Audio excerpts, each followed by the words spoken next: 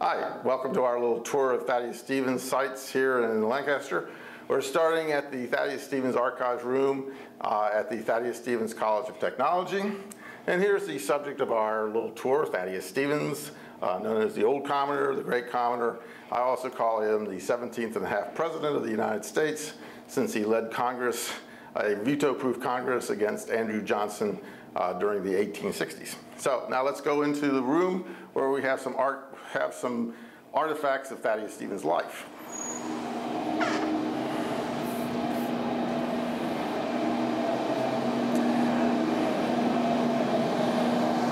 We begin here with a number of different items that he owned, his suitcase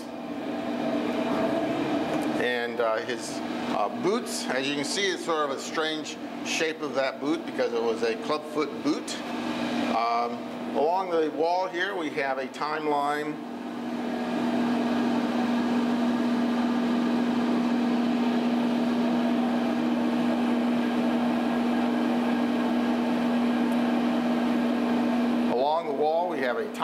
of Thaddeus Stevens' life.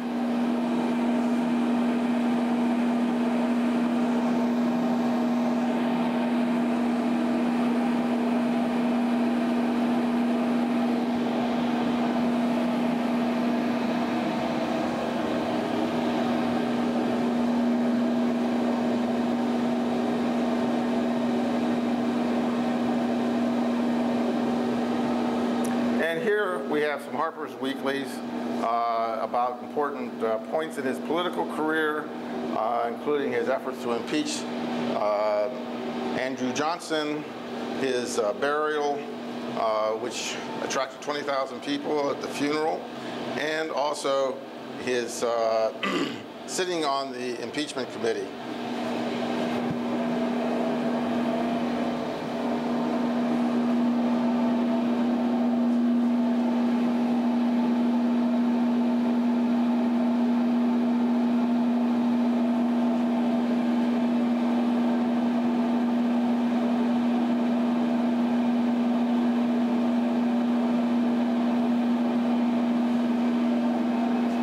Okay, over here we have some furniture that was owned by Thaddeus Stevens, a couch, and over here is a writing table. This is a writing table that was owned by Thaddeus Stevens.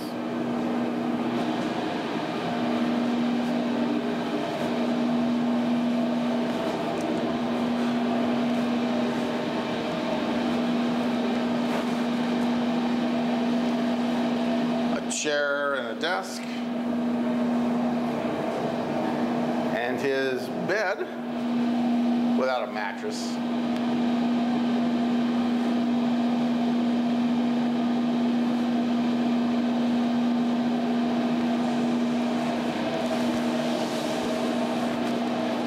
And a portrait of Thaddeus Stevens.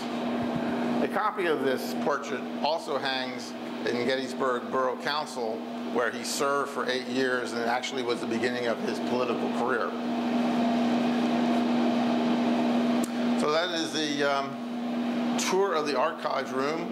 The next stop will be over at his statue at the college. Okay, this is the second part of our little Thaddeus Stevens tour today, and we're now at the only statue to Thaddeus Stevens that's located at the Thaddeus Stevens College of Technology. As you can see, we have actually two figures in the statue. The young man over there symbolizing the efforts that Thaddeus Stevens made on the parts of the young for education, and also towards the black population. As you can see, bring the camera down here, George.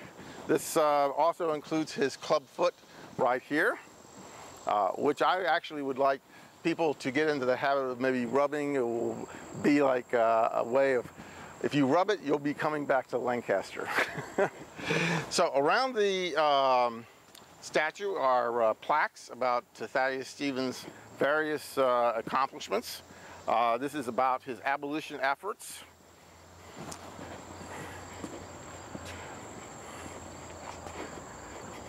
Over here, we have about his efforts during Reconstruction.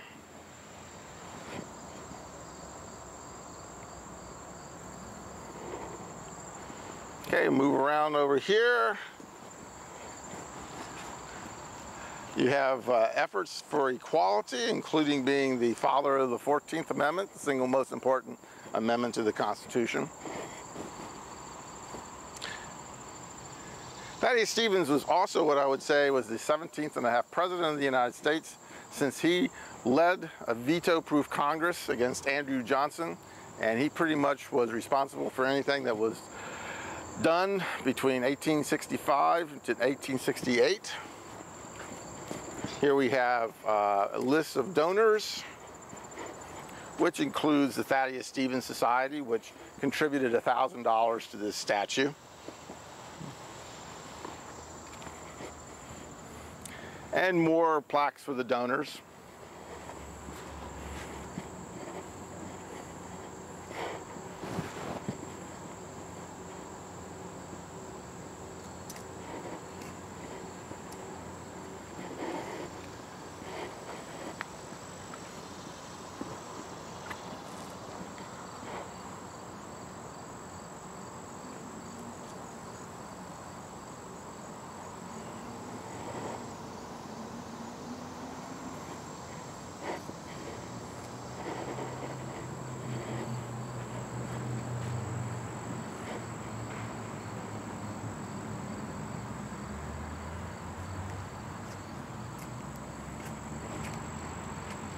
This is about his philanthropy, which was legendary.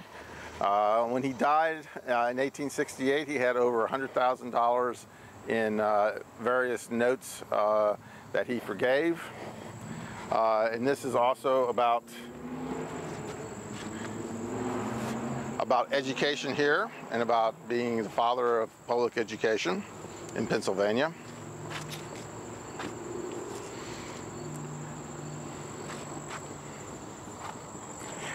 And this statue has a unique feature in that it has a recording over here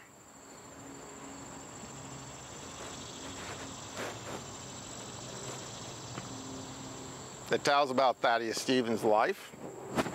And we'll press that and you can hear a little bit about his life. I have done what I deem best for humanity. It is easy to protect the interests of the rich and powerful, but it is a great labor to protect the interests of the poor and downtrodden. These are the words of Thaddeus Stevens, who changed the foundation of our country. He defended public schools and helped to found 2 colleges in Lancaster and Gettysburg. A fierce foe of slavery, he pressured Lincoln to free the slaves and helped pass constitutional amendments which abolished slavery and laid the groundwork for our equal society. I wish I were the owner of every Southern slave, that I might cast off the shackles from their limbs and witness the rapture which would excite them in the first dance of their freedom. Born into poverty, Stevens was cursed with a clubfoot, but blessed with a strong-willed mother who believed in education. After graduating from Dartmouth, he moved to Pennsylvania and became a member of the state legislature, where he saved the year-old public school system with an impassioned speech that earned him the title of the savior of public education in Pennsylvania. Build not your monuments of brass or marble, but make them of ever-living mind. Elected to Congress in 1848, he was immediately recognized as a foe of slavery. Our enemy has a general now, said one Southern congressman. In 1851, he helped acquit a group of people who resisted the capture of escaped slaves in Christiana, Pennsylvania. There can be no fanatics in the cause of genuine liberty. There may, and every hour shows around me, fanatics in the cause of false liberty. That infamous liberty which justifies human bondage. That liberty whose cornerstone is slavery. But there can be no fanaticism, however high the enthusiasm, in the cause of rational, universal liberty. The liberty of the Declaration of Independence. He helped pass the 13th Amendment, abolishing slavery, and was one of the framers of the 14th Amendment, establishing equal treatment for all. He kept Southerners from taking over Congress and laid the groundwork for Reconstruction, which sought to create an equal society in the South.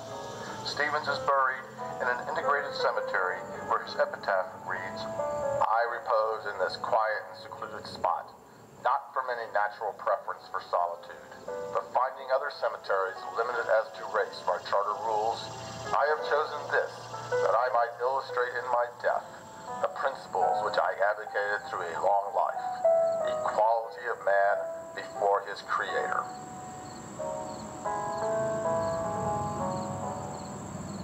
Cut.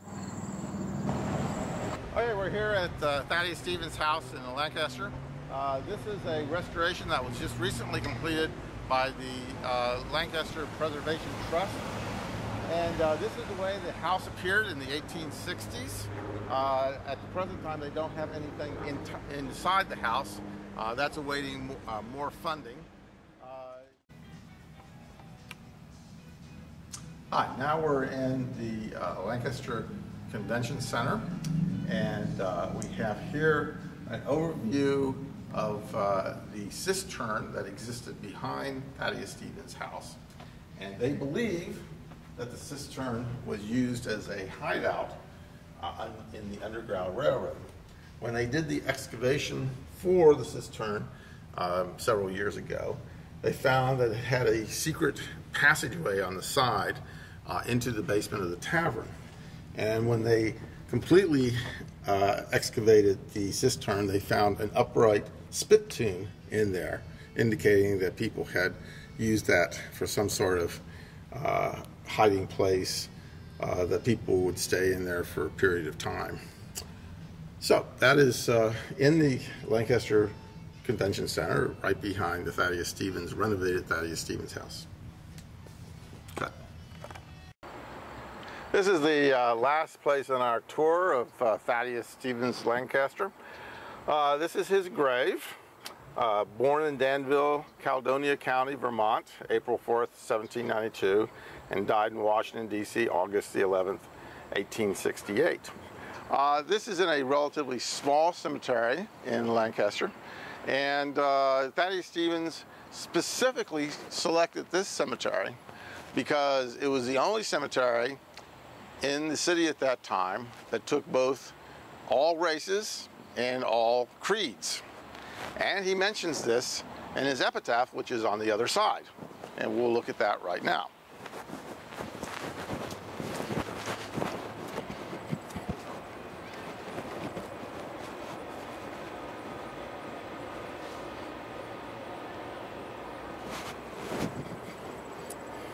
I don't believe you can quite see that quite well because of the sunlight, but I'll read this for you. "I repose in this quiet and secluded spot, not from any natural preference for solitude, but finding other cemeteries limited as to race by charter rules, I have chosen this, that I might illustrate in my death the principles which I advocated through a long life, equality of man before his Creator."